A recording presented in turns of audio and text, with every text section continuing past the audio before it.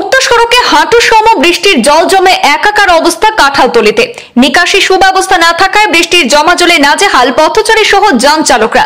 ঝুঁকি নিয়ে চলাচল করছে যানবাহন।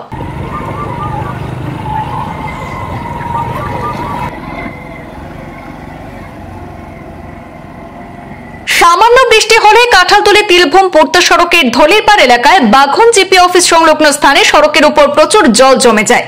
এতে পথচারী সহ যান চালকরাও চরম অসুবিধার সম্মুখীন হন। অত্যন্ত ঝুঁকি নিয়ে চলাচল করতে হয় যানবাহন নিয়ে।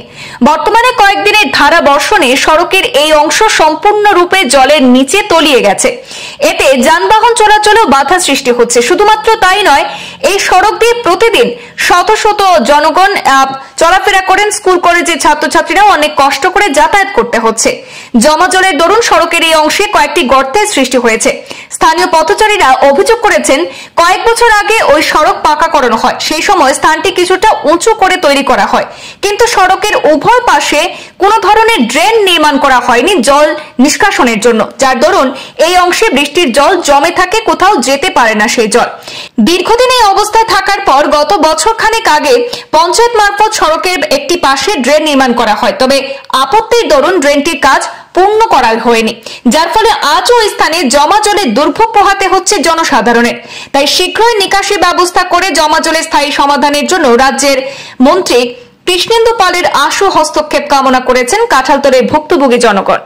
কাঁঠালতলী থেকে তিলভূম পর্যন্ত রোড যে একটা, আমরা বাগন পঞ্চায়েতের সামনে ঠিক সামনে এই রাস্তাটা, ওই রাস্তাটার জলটা জমে। তো গত যে পঞ্চায়েতটা আছিল, পঞ্চায়েতও আমরা প্রায় 4-5 লাখ টাকার একটা স্কিম তো রয়েছিল, যে স্কিমের ড্রেইনের কাজ প্রায় সামান্য জায়গা রয়েছে, আর বাদ বাকি বাজি পুরা কমপ্লিট হয়ে গেছে। সামান্য জায়গা ও জলটা খেবা খারাপ, জলটা নিয়ে জমিন নামাইতে দেয় না।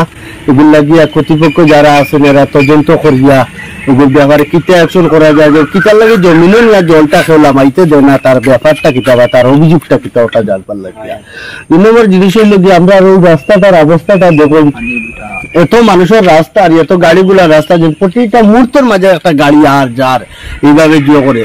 কিন্তু ওই রাস্তাটা আমরা নতুন ভাবে যখন হয়েছিল তখন ফিরিয়া আবার রাস্তা মানে বেশিরভাগ উঁচা করিয়া দেব হয়েছে। এর পক্ষের কাছে আমরা আবেদন হইল গিয়া যেন ওটা তদন্ত করিয়া আমরা এই জলটাকে যাতে আমরা আসা যাওয়া করতে পারি, ওই জায়গাটা থেকে আমরা জয় করবার লাগিয়া।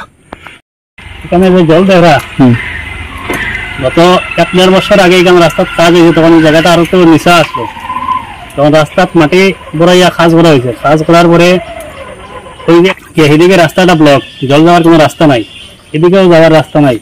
জলটা এখানে জমা স্টক হইয়া এদিকে তো দেখেন না, সাইকেল লইয়া আর তার রিং ডুবি গিয়া সমস্যা। আমরা মাননীয় মন্ত্রীর কাছে আমরা দাবি রইল যে ওটা যাতে জলটা দূর করে দেওয়ার লাগে।